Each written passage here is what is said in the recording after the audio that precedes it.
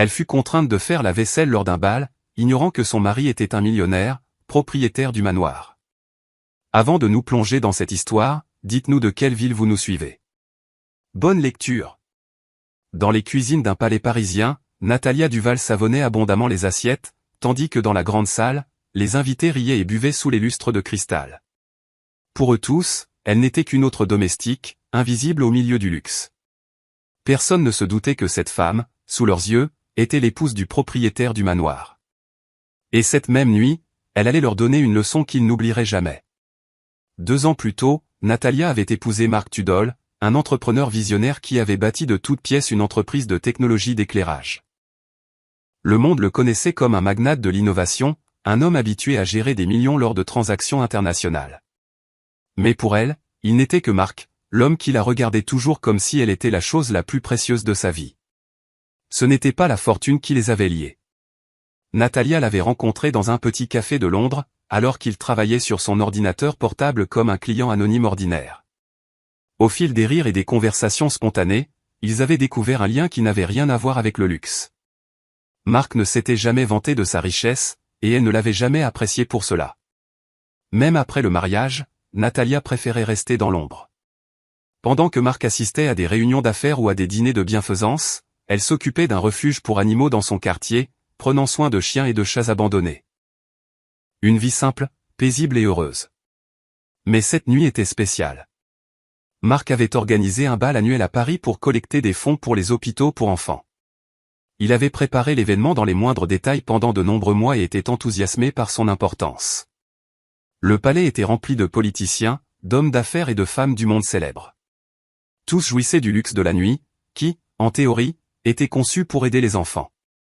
Natalia était intriguée par la façon dont ces gens se comportaient lorsqu'ils pensaient que personne d'important ne les observait. Cette curiosité se transforma en un plan audacieux. Elle irait au bal, déguisée en membre du personnel de service, pour observer le comportement des invités de près. Elle voulait vérifier si l'arrogance ou la cruauté ne se cachaient pas derrière leur sourire poli. Natalia emprunta un uniforme noir à la gouvernante, attacha ses cheveux châtains clairs en un chignon bas et se maquilla discrètement. Dans le miroir, elle se reconnaissait à peine, un plateau à la main. Sous cet aspect, personne ne l'aurait distingué des autres serveurs. Marc n'était pas encore arrivé. Il avait été retenu par une réunion urgente avec des investisseurs. Cela donna à Natalia l'occasion parfaite de mener son expérience tranquillement, sans éveiller les soupçons. Elle entra par l'entrée de service, et personne ne posa de questions. Dans la cuisine, tous étaient trop occupés à préparer des verres et des plateaux de hors-d'œuvre. Elle prit un plateau de coupes de champagne et se dirigea vers la salle principale. Le spectacle était saisissant. Rideaux de velours rouge, marbre blanc, table avec des compositions florales et musique classique en direct. Natalia retint un soupir de fierté. C'était sa maison, mais elle ne s'accorda cette émotion qu'en pensée. Avec un sourire discret, elle commença à offrir des boissons aux invités. Certains l'ignorèrent complètement, prirent un verre et continuèrent leur conversation sans même la regarder. D'autres ne répondirent même pas à son salut. « Excusez-moi, jeune femme, » dit une dame en robe rouge vif, levant la main comme pour appeler une servante. Natalia la reconnut aussitôt. C'était Élodie Garnia, célèbre dans les magazines mondains de Paris. « Ce champagne est trop tiède. Ne peuvent-ils rien faire correctement ici ?» Natalia se contint calmement. « Pardon, madame. Je vais le remplacer par un plus frais. » Élodie renifla et se tourna vers ses interlocuteurs. Natalia serra plus fort le plateau, se rappelant que c'était le but de l'expérience, voir les vrais visages des gens. Tout ne faisait que commencer. Parmi les invités, se déplaçait Mireia Elmer, l'organisatrice de la soirée et reine autoproclamée des bals de bienfaisance de la ville. Imposante, avec ses cheveux blonds et sa robe dorée scintillante sous la lumière des salles, elle posa rapidement son regard sur Natalia. « Toi, » s'écria-t-elle, désignant la jeune femme d'une main ornée de bagues. « Comment t'appelles-tu » ?»« Natalia, madame, » répondit-elle calmement. « Bien, Natalia, j'espère que tu sais travailler mieux que les autres. As-tu vu la lenteur avec laquelle les amuse-gueules sont servis ? Ce n'est pas une fête de village, c'est un événement de haut niveau. Je n'ai pas besoin de médiocrité ici. Je ferai de mon mieux, répondit Natalia, inclinant légèrement la tête. Mais Mireia ne s'arrêta pas là. Pendant l'heure suivante, elle trouva des défauts à tout, la façon dont Natalia tenait le plateau, sa posture d'attente, même son adresse aux invités. Il semblait qu'elle prenait plaisir à un tel traitement. Et comme souvent, les autres invités commencèrent à copier son comportement. Des hommes en costume coûteux et montres en or se permettaient des remarques, certains sur le manque d'éducation du personnel de service, d'autres sur leur chance d'avoir un emploi, même en servant. Ces crevettes sont froides, grommela un entrepreneur moustachu, déposant l'assiette sur le plateau de Natalia. Vous ne savez pas servir des plats chauds? Je paie pour la qualité. Natalia se retint. Elle voulait dire qu'il ne payait pas un sou. Après tout, c'était une réception de bienfaisance. Mais elle se contenta de hocher la tête et proposa une autre assiette. L'homme la saisit sans la remercier. C'est alors que Natalia entendit la voix basse d'un véritable serveur à côté d'elle, un jeune homme d'une vingtaine d'années, rangeant hâtivement des verres. Ne vous inquiétez pas, ils sont toujours comme ça, murmura-t-il, fatigué. Si vous saviez ce qu'on me dit chaque semaine. Elle le regarda chaleureusement. Alors pourquoi travailles-tu ici? Demanda-t-elle doucement, tandis qu'il se déplaçait entre les tables. Parce que j'ai besoin d'argent pour mes études universitaires, avoua le jeune homme. Je rêve de devenir architecte, mais pour l'instant, je ne peux qu'économiser en servant des boissons. Ce court échange donna à Natalia une clarté encore plus grande. Ces personnes, se croyant supérieures aux autres, humiliaient non seulement elle, mais aussi ces jeunes qui avaient besoin de ce travail pour survivre. Le point culminant de la première partie de la soirée arriva lorsque Mireia réapparut, visiblement irritée. « Il manque du monde en cuisine », déclara-t-elle avec autorité.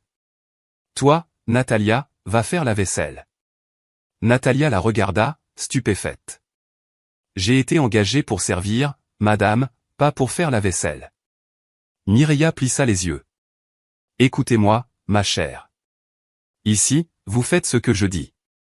Sinon, vous pouvez chercher un autre emploi dès maintenant. » Un silence s'installa dans la salle. Certains invités arrêtèrent de parler et observèrent avec intérêt. Natalia sentit les regards la transpercer. Elle soupira doucement, mais se dirigea tout de même vers la cuisine. Non pas parce qu'elle était intimidée, mais pour savoir jusqu'à quelle humiliation ces gens iraient.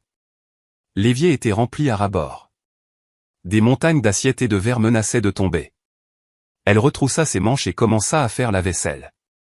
L'eau chaude lui desséchait la peau. À travers la fenêtre de service, on pouvait voir les invités rire et s'amuser insouciamment. Et là, comme si la soirée n'était pas assez longue, Élodie entra, titubant avec un verre à la main. « Oh, c'est de l'or » rit-elle en voyant Natalia en train de faire la sale besogne. « Regardez, la pauvre serveuse est réduite à faire la vaisselle. Elle ne pensait sûrement pas finir ici. » Natalia leva calmement les yeux. « Un travail honnête est toujours digne, madame. » Élodie rit d'un air moqueur.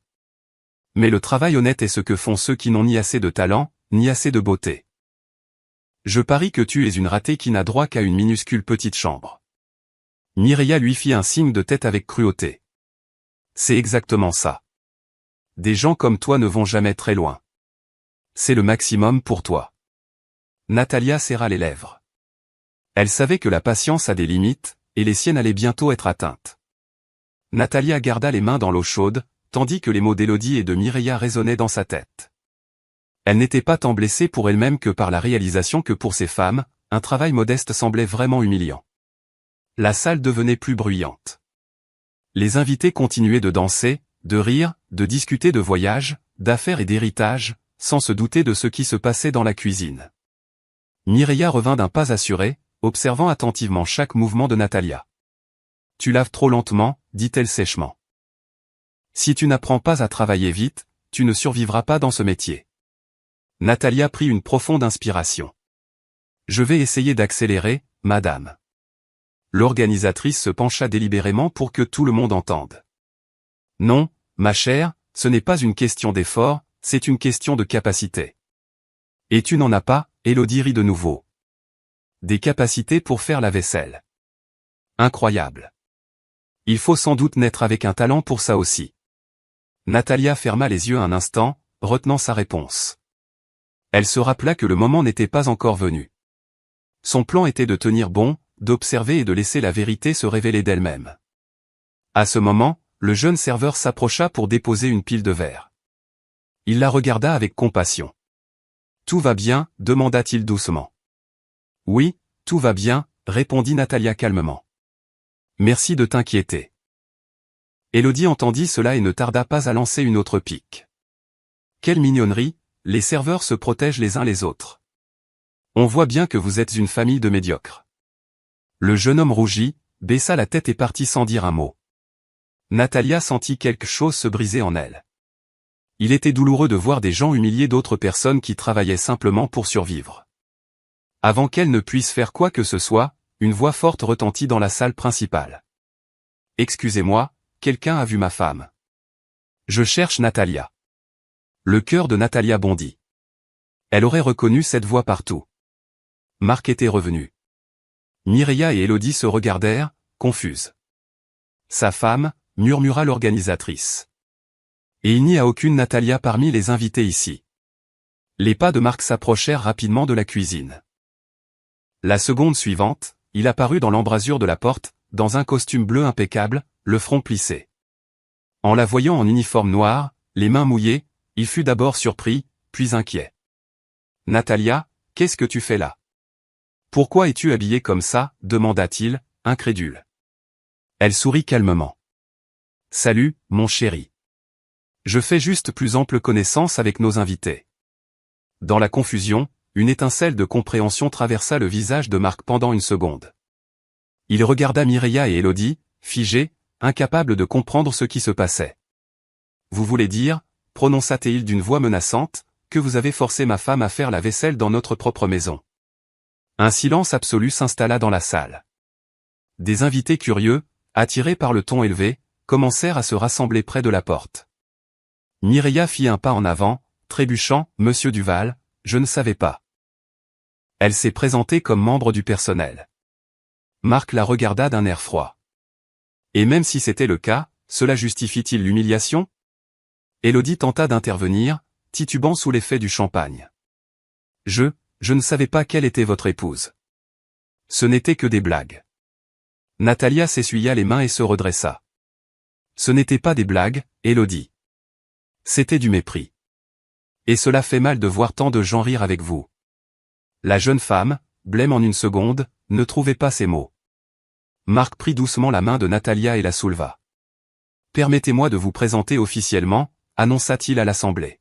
« Voici Natalia Duval, mon épouse et la maîtresse de cette maison. » Un murmure parcourut la salle. Les verres restèrent suspendus en l'air, les chuchotements s'intensifièrent, et les visages des invités étaient emplis de surprise, de honte et d'incrédulité. Natalia balaya du regard toutes les personnes présentes. « Aujourd'hui, j'ai décidé de venir comme une serveuse ordinaire. Je voulais savoir comment vous vous comportiez lorsque vous pensiez que personne d'important ne vous observait. Je crains que la plupart n'aient pas réussi l'épreuve. » Un silence gêné s'installa dans la salle. Marc ne manqua pas de blâmer Mireia. « Pendant des années, je vous ai laissé organiser les réceptions ici, espérant un professionnalisme. Aujourd'hui, j'ai compris que non seulement vous avez échoué, mais que vous avez publiquement humilié mon épouse. » L'organisatrice tenta de se justifier. « Monsieur Duval, je vous jure que je ne voulais pas ça.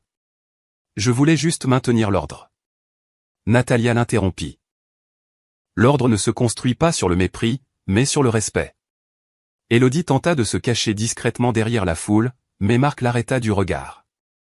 « Mademoiselle Garnia, vous ne vouliez pas dire quelque chose sur les gens qui n'iront nulle part ?» La confusion l'envahit. Elle ne trouvait pas ses mots. C'est alors que Natalia s'avança. « Le travail de service n'est pas une honte. La honte, c'est de penser que vous valez plus que les autres simplement parce que vous portez des robes chères ou un nom de famille célèbre. » La tension dans la salle devint presque palpable. Certains invités baissèrent les yeux, d'autres cherchèrent du regard une issue. Seuls deux hochèrent la tête courageusement, comme s'ils reconnaissaient leur faute. Soudain, une femme âgée aux cheveux blancs, vêtue d'une robe bleu marine, traversa la foule. « Vous avez absolument raison, Madame Duval, » dit-elle à voix haute. « J'ai été élevée par une femme qui faisait le ménage et elle était la personne la plus digne au monde. » Natalia lui sourit chaleureusement. « Merci pour ces mots. Votre mère serait fière de vous. » Ce geste contrastait fortement avec l'atmosphère glaciale ambiante. Marc porta le coup final. L'accord que le mari d'Élodie voulait conclure avec la société Lumi est annulé. Nous ne travaillons pas avec ceux qui méprisent les autres. Un nouveau murmure parcourut la salle, cette fois avec inquiétude. Certains hommes d'affaires se regardèrent, visiblement préoccupés par leurs propres affaires. Natalia serra la main de Marc. Laisse-le se regarder en face, mon chéri. Parfois, la honte est le meilleur des professeurs. Et maintenant, jouons. Pour ceux qui lisent les commentaires, écrivez le mot croissant dans la discussion. Seuls ceux qui sont arrivés jusqu'ici comprendront. Continuons l'histoire. Toute la salle semblait pétrifiée.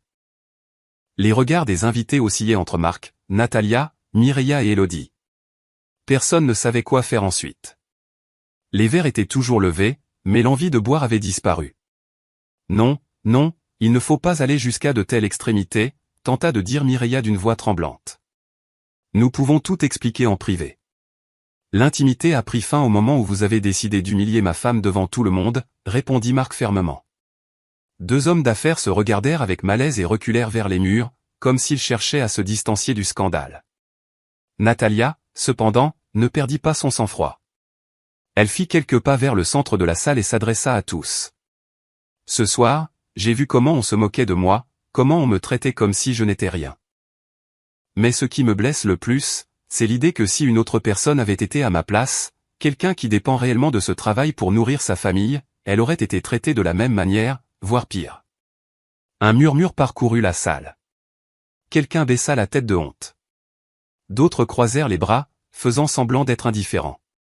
Soudain, un homme aux cheveux gris, assis près de l'orchestre, éleva la voix. Je voulais dire la même chose. Mademoiselle Garnia vient de nous faire changer la musique à sa guise et m'a traité d'incompétent devant les musiciens. Ce n'est pas la première fois que quelqu'un ici nous traite comme des invisibles. Tout l'orchestre hocha silencieusement la tête, et quelques invités toussèrent, gênés. Natalia se tourna vers Élodie. Ce n'est pas seulement avec moi, c'est un système. Élodie tenta de sourire, mais son visage trahissait sa honte. Je voulais juste quelque chose de plus amusant. Je ne pensais pas que tout serait pris si à cœur. Mais les mots blessent, dit doucement Natalia. Et ceux prononcés avec arrogance, 2 fois plus. Marc profita du silence. Je veux que tout le monde comprenne. Le gala de ce soir est destiné à aider des enfants qui n'ont pas les mêmes opportunités que nous. Beaucoup de leurs parents travaillent à des postes que vous avez méprisés ici. Avec quel visage osez-vous porter un toast à la charité, en méprisant les gens sans lesquels aucun véritable travail n'est possible? Du coin où était assise la dame âgée en robe bleu marine, des applaudissements retentirent. Bien dit, lança-t-elle à voix haute. Combien de temps allons-nous tolérer l'hypocrisie? La tension retomba. Certains invités commencèrent à chuchoter des excuses. Une des femmes, qui était restée silencieuse tout ce temps, s'avança. Je reconnais aussi, je vous ai traité froidement. Il n'y a pas d'excuses. Pardonnez-moi, Madame Duval. Natalia hocha doucement la tête. Il est important d'apprendre. Personne n'est parfait, mais chacun peut changer. Au milieu de cette vague de malaise, un homme costaud et moustachu, le même qui s'était plaint des crevettes froides, se leva. Je ne comprends pas pourquoi tout ce bruit, renifla-t-il. Chacun à sa place. Ça a toujours été comme ça. Marc le regarda sévèrement. C'est précisément cette mentalité que nous combattons. Si vous ne la partagez pas, la porte est ouverte. L'homme pâlit, chercha du soutien, mais personne ne se leva pour lui. Finalement, il enfila son manteau et sortit incertain. L'atmosphère avait changé. Ceux qui, une minute auparavant, se sentaient supérieurs aux autres, semblaient maintenant plus petits, recroquevillés dans leur propre embarras. Certains s'approchèrent de Natalia pour s'excuser, d'autres restèrent silencieux, trop honteux pour dire quoi que ce soit. Le jeune serveur, humilié par Élodie, s'approcha prudemment. Merci, Madame Duval. Personne n'avait jamais dit cela à voix haute auparavant. Natalia lui prit chaleureusement la main. Rêve de devenir architecte, ne laisse personne te faire sentir inférieur. Le jeune homme sourit à travers ses larmes et partit sous des applaudissements contenus. Marc regarda sa femme avec fierté. En une seule nuit, tu as fait plus que des dizaines de leçons d'étiquette. Natalia soupira. Pourvu que les choses changent vraiment. Un silence particulier s'installa, non pas de gêne, mais de réflexion. On sentait que les murs du manoir avaient absorbé une vérité qu'il était impossible d'ignorer. Un invité, resté silencieux jusque-là, leva son verre. Je propose un vrai toast. À la dignité de chaque personne, quel que soit son métier. Quelqu'un le soutint discrètement, d'autres touchèrent à peine leur verre. Mais cela suffit à ce que l'atmosphère se détende. Natalia savait que ce qui s'était passé ne serait pas oublié si facilement. Le gala avait commencé par des rires superficiels, il se termina en miroir où chacun se vit, et tout le monde n'apprécia pas. Le ton de la soirée changea complètement. Ce qui avait commencé comme une célébration du luxe se transforma en une scène de tension. La musique n'était plus qu'un fond sonore. Les invités se dépêchaient de partir, de présenter leurs excuses ou de faire comme si rien ne s'était passé. Mireia resta immobile, comme si la terre s'était ouverte sous ses pieds. Elle avait perdu le contrôle et le savait. Pendant des années, elle avait été fière de son titre d'organisatrice pour les familles les plus riches de Paris. Mais maintenant, il suffisait d'un regard pour comprendre que sa réputation était détruite. Élodie, d'arrogante, devint humiliée. Elle chercha du soutien dans son cercle, mais ses anciennes amies l'évitaient, comme si elle craignait d'être contaminée. Quelqu'un chuchota que son mari, le propriétaire d'Endurgence McClair, serait extrêmement mécontent en l'apprenant. Marc mena Natalia au centre de la salle d'un pas assuré, lui prit la main et parla d'une voix forte. Ce gala a été organisé pour les enfants les plus vulnérables. Qu'il soit clair. Nous ne permettrons pas à l'orgueil et au mépris de souiller une cause aussi noble. Les applaudissements furent d'abord timides, puis s'amplifièrent. Certains applaudissaient sincèrement, d'autres pour ne pas paraître pires que les autres. Mais l'essentiel était clair. Le maître de maison avait parlé, et personne n'osa le contredire. La dame âgée en bleu s'approcha de Natalia. « Merci de nous avoir rappelé l'essentiel, ma chère. » Elle lui serra chaudement les mains. Parfois, il faut un tel choc de réalité pour se réveiller. Natalia sourit avec gratitude. Merci d'avoir eu le courage de parler quand les autres se taisaient. Progressivement, les invités commencèrent à se disperser. Les discussions se répandaient comme de la poudre à canon. On disait que le nom de Mireia était désormais sali. D'autres, qu'Élodie et son mari subiraient des pertes de réputation. Personne ne voulait être associé à ceux qui avaient humilié la maîtresse du manoir elle-même. Bientôt, lorsque les portes se fermèrent et que la musique s'éteignit, Marc et Natalia se retrouvèrent seuls au centre de la salle.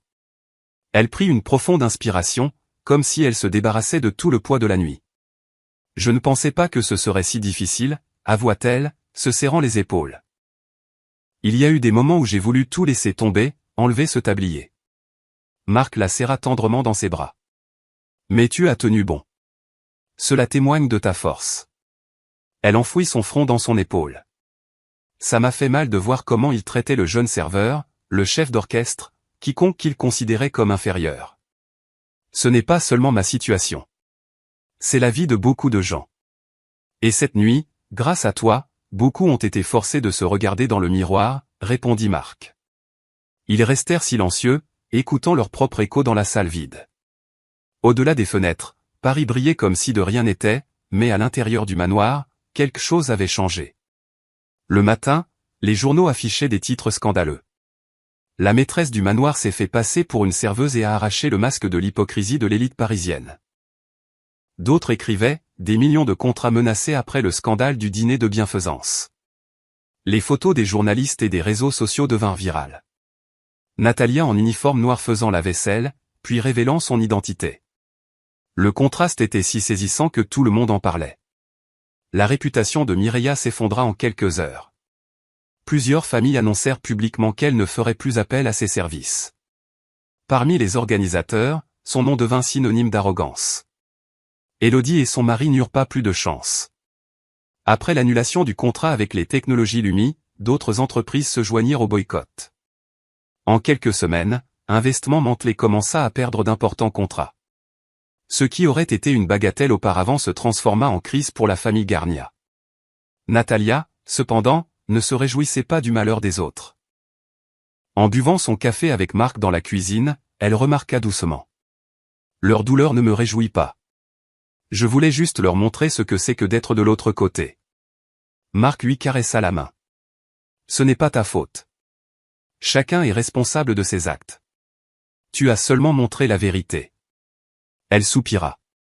Peut-être, mais je me demande s'ils ont compris quoi que ce soit. Certains oui, répondit-il, en montrant la pile de lettres reçues le matin. Regarde. Natalia en ouvrit une au hasard. Merci, Madame Duval. Je n'aurais jamais cru que quelqu'un comme vous puisse se mettre à notre place. Vous m'avez redonné confiance en moi. Elle resta silencieuse un instant, les yeux humides. C'est plus précieux que n'importe quel titre. Marc la serra par les épaules. Tout cela parce que tu as fait ce que peu de gens osent faire. Tu as montré la vérité. La journée fut remplie de visites de journalistes, d'appels de connaissances, de rumeurs dans tout Paris. Certains qualifiaient l'événement de scandale, d'autres de leçon pour la société. Pour Natalia, ce n'était qu'un acte nécessaire. Ce soir-là, en traversant les salles vides du manoir, elle s'arrêta devant celle où tout s'était passé. Elle se remémora les rires, les commentaires cinglants, le silence gêné et, enfin, les visages, honteux et déconcertés. Elle ferma les yeux, prit une profonde inspiration. Marc s'approcha et l'enlaça par derrière. « À quoi penses-tu ? » ?»« Au fait que, même si ce n'est pas toujours évident, quelque chose a changé, dit-elle.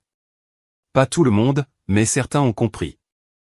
Et ça, c'est déjà un début. »« Un début que tu as lancé, » répondit-il en l'embrassant sur le front. Ils se turent, profitant du calme. À cet instant, Natalia comprit que la principale découverte n'était pas pour les autres, mais pour elle-même. Elle ressentit la force de sa voix, elle comprit qu'un seul épisode pouvait changer quelque chose pour beaucoup. Le lendemain, les titres scandaleux ne faiblissaient pas, les réseaux sociaux bouillonnaient de débats. Les noms de Mireia et Élodie devinrent des synonymes de déshonneur public. Mais pour Natalia et Marc, l'essentiel était la graine de respect et de conscience qu'ils avaient réussi à semer. Parce que la vie nous rappelle toujours ce qui est important. La dignité ne se définit pas par un nom de famille, un titre ou un compte en banque. La dignité. Elle se trouve dans la façon dont nous traitons les autres. Natalia sourit avec assurance. Même s'il restait encore beaucoup à faire, cette nuit-là, une étincelle s'était allumée, capable de grandir. Et si au moins une personne changeait son regard sur son prochain, tout cela n'aurait pas été en vain. Le manoir sombra dans le silence, mais en son sein résonnait une vérité que personne ne pouvait plus ignorer. La grandeur d'une personne ne se juge pas par son luxe, mais par l'humilité avec laquelle elle se comporte envers ceux qui la servent. Les jours qui suivirent le gala furent un tourbillon. Tout Paris discutait de ce qui s'était passé au manoir Duval. Il n'y avait ni café, ni gare, ni réseau social où la même histoire n'était pas répétée. L'épouse du milliardaire, déguisée en serveuse, avait révélé le vrai visage de l'élite parisienne. Les journaux affichaient des titres retentissants. La leçon d'humilité de Natalia Duval secoue la haute société. La serveuse qui s'est avérée être la propriétaire du manoir. Orgueil et préjugés au gala de bienfaisance. À la télévision, les débats se répétaient 24 heures sur 24. Certains présentateurs la louaient comme une héroïne moderne. D'autres, plus cyniques, insinuèrent que tout cela était un coup publicitaire pour magnifier l'image de marquée de sa société de technologie miée. On dit qu'ils ont planifié cela pour obtenir la célébrité, commentait un journaliste lors d'une émission matinale. Si c'est le cas, c'était brillant, mais aussi manipulateur. Natalia, depuis chez elle, écoutait ces commentaires en silence. Marc, assis à côté d'elle, lui prit la main. Ne fais pas attention à eux. Il y aura toujours des critiques. Elle soupira. Je sais. Mais ça me fait mal qu'ils pensent que tout n'était qu'un spectacle. J'ai fait ça parce que je voulais leur montrer la vérité. Marc lui sourit tendrement. Ceux qui te connaissent connaissent la vérité. Et ceux qui ont appris la leçon cette nuit-là aussi. Pendant ce temps, Mireia tentait de se défendre en interview. Elle apparut à la télévision, le visage fatigué et le maquillage impeccable. Je ne savais pas que c'était la femme de Monsieur Urtubal, déclara-t-elle. Ma seule intention était que l'événement se déroule parfaitement. Le présentateur haussa un sourcil.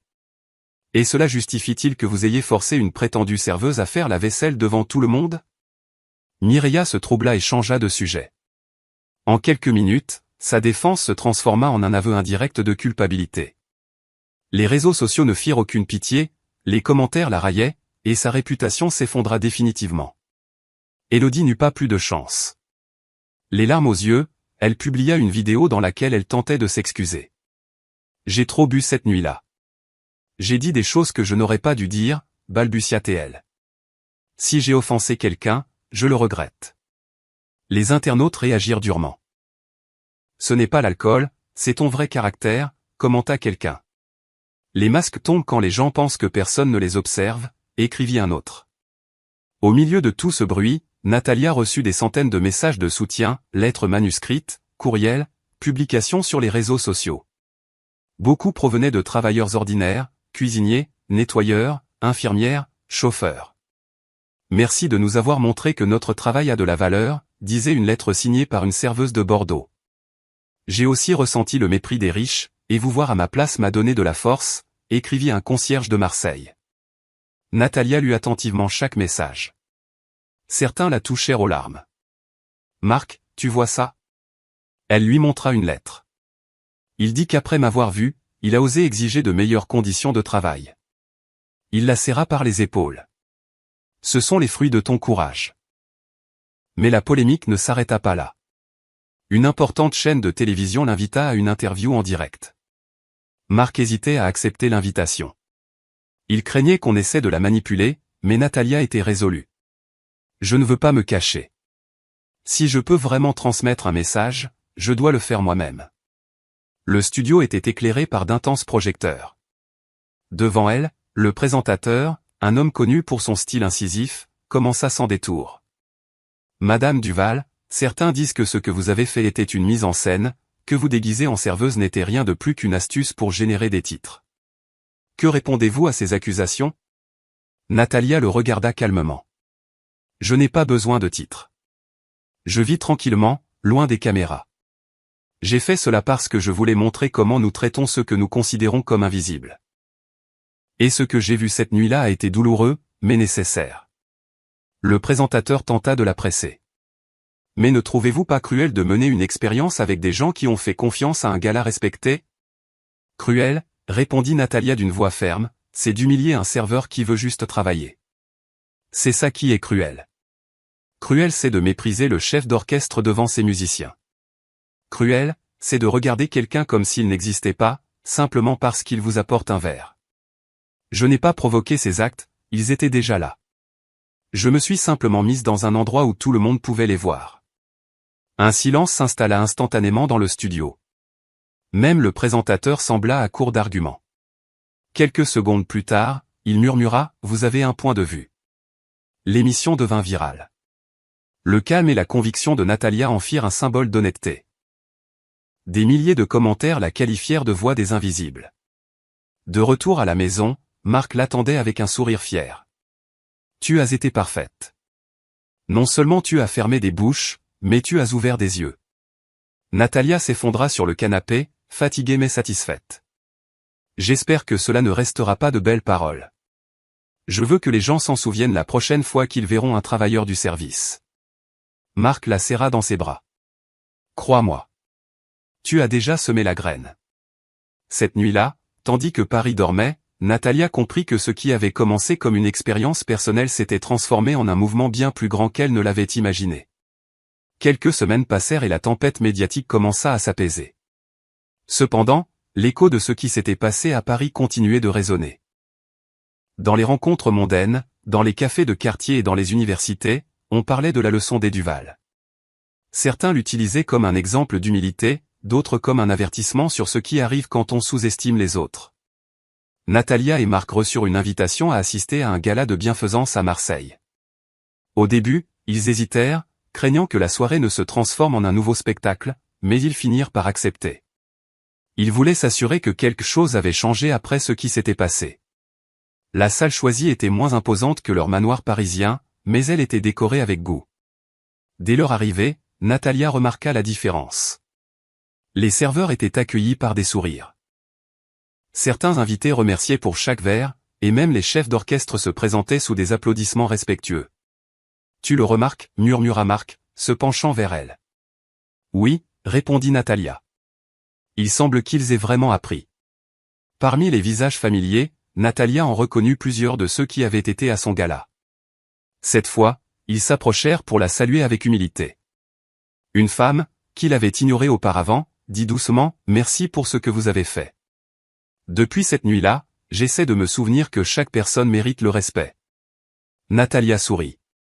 Voilà les vrais changements. Pendant qu'elle parlait avec certains invités, elle sentit une tape timide sur l'épaule. En se retournant, elle fut surprise. Le jeune serveur avec qui elle avait parlé dans sa cuisine quelques semaines auparavant se tenait là.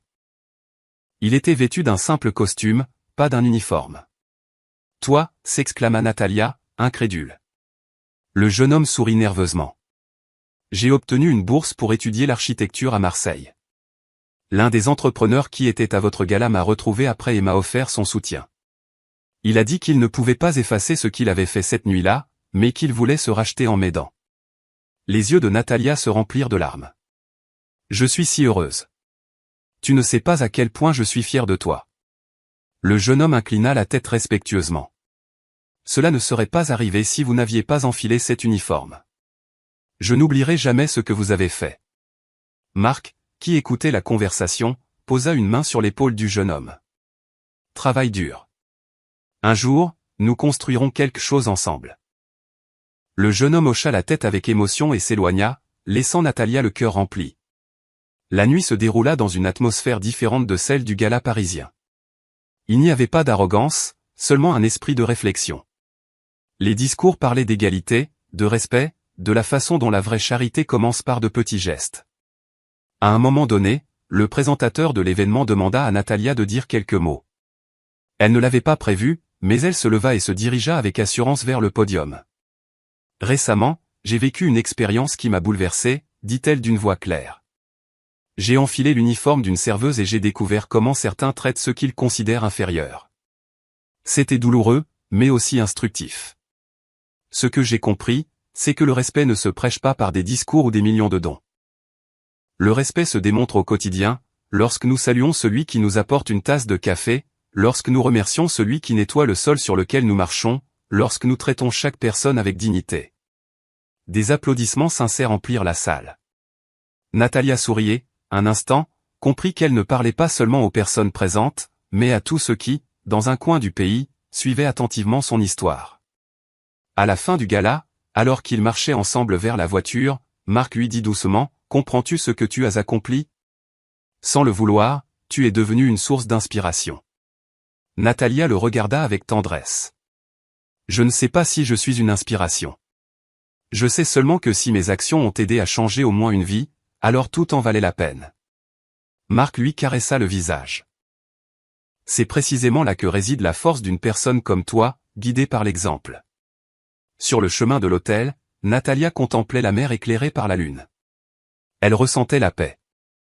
L'histoire, qui avait commencé par une simple expérience, avait dépassé de loin son intention initiale.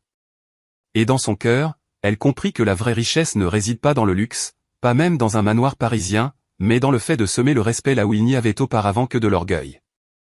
La dignité ne s'achète pas, elle s'honore. Et c'était une leçon qu'elle continuait de partager à chaque pas. Avez-vous aimé cette histoire? Dites-nous en commentaire quel moment vous a le plus ému et notez l'histoire. N'oubliez pas de liker la vidéo, de vous abonner à la chaîne et d'activer les notifications pour ne pas manquer nos prochaines histoires. Pleines d'émotions. Et si vous voulez continuer à vous régaler, voici à l'écran une autre histoire incroyable qui vous captivera sûrement dès le début. Merci d'avoir été avec nous, et à la prochaine.